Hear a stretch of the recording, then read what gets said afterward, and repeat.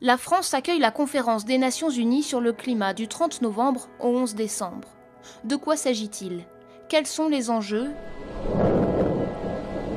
Et si les États ne parviennent pas à un accord à Paris, quels sont les risques pour la planète? 10 chiffres pour comprendre. 21. La COP 21, c'est la 21e conférence mondiale sur le climat. Le terme de COP signifie Conférence des parties, Conference of the Parties en anglais. C'est-à-dire des signataires de la Convention cadre des Nations Unies sur les changements climatiques. Ce texte, signé au sommet de la Terre à Rio en 1992, est le principal traité international destiné à lutter contre le réchauffement climatique. 196. Lors de la COP 21, les 196 parties à la Convention se réunissent, soit 195 pays plus l'Union européenne. Ils devront s'entendre sur un accord contraignant et universel pour limiter les émissions de gaz à effet de serre. Ce nouvel accord doit remplacer dès 2020 le protocole de Kyoto. En vigueur depuis 2005, cet accord ne concernait que les pays développés, et aujourd'hui, les émissions mondiales de gaz à effet de serre n'ont jamais été si élevées. 2 degrés. Les États se sont engagés à limiter le réchauffement mondial à 2 degrés par rapport à l'ère pré-industrielle, à savoir le 19e siècle. Cette décision a été prise lors de la conférence de Copenhague en 2009. Ce seuil de 2 degrés, considéré comme dangereux par les scientifiques, est d'ores et déjà en passe d'être franchi. Au-delà de cette limite, les rendements agricoles, donc la sécurité alimentaire, pourraient être compromis. Les événements climatiques extrêmes se multiplieront, la hausse du niveau de la mer menacera une partie du littoral. Aujourd'hui, nous en sommes déjà à une hausse des températures mondiales de 0,85 degrés.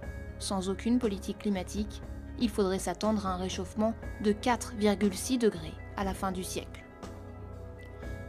100 milliards de dollars. Ce sont les fonds publics et privés que les pays riches ont pris l'engagement de mobiliser chaque année d'ici à 2020 pour permettre aux pays en développement de s'adapter au réchauffement. Cette promesse avait été faite lors de la conférence de Copenhague en 2009. Aujourd'hui, cette question du financement reste l'une des clés pour conclure un accord à Paris. 400 ppm. C'est la concentration atmosphérique moyenne de dioxyde de carbone, le principal gaz à effet de serre émis par l'homme. ppm signifie partie par million. Cela veut dire que sur 1 million de molécules de l'atmosphère terrestre, 400 sont des molécules de CO2. Cela peut paraître peu, mais cette concentration était d'environ 270 ppm au XIXe siècle. 30%. C'est la biodiversité qui pourrait être perdue d'ici à la fin du siècle, si le rythme actuel des émissions de gaz à effet de serre se poursuit. Autrement dit, le réchauffement climatique priverait un tiers des espèces vivantes d'un environnement adapté à leur survie. Les espèces terrestres les plus mobiles ont déjà déplacé leur aire de vie de plusieurs centaines de kilomètres vers le nord. 7,8. C'est le pH, autrement dit le niveau d'acidité que pourrait atteindre l'océan en 2100 si l'on n'arrive pas à réduire nos émissions de dioxyde de carbone. Aujourd'hui, à 8,1, le pH des océans est déjà 30% plus acide qu'à l'ère pré-industrielle. En se dissolvant partiellement dans les océans, le CO2 les rend plus acides et de très nombreux organismes marins sont sensibles à l'acidité de l'eau. La rapidité de l'acidification en cours est inédite et nul ne sait comment les écosystèmes marins vont s'y adapter. 1 mètre. C'est l'élévation attendue du niveau moyen des océans à l'horizon 2100 si le réchauffement se poursuit au rythme actuel. Alimenté par la fonte des glaciers comme au Groenland et en Antarctique et par la dilatation thermique des océans, le niveau marin a déjà grimpé de 20 cm depuis la période pré-industrielle. 400 millions. C'est le nombre de personnes qui vivent aujourd'hui à moins d'1 mètre au-dessus du niveau des mers. Leur habitat aura donc disparu sous les eaux si le rythme actuel du réchauffement se poursuit. La menace est forte.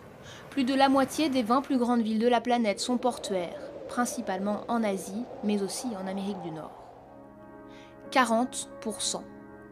C'est la réduction minimum des émissions de gaz à effet de serre qu'il faut atteindre d'ici à 2050 pour avoir une chance de demeurer sous le seuil critique des 2 degrés de réchauffement.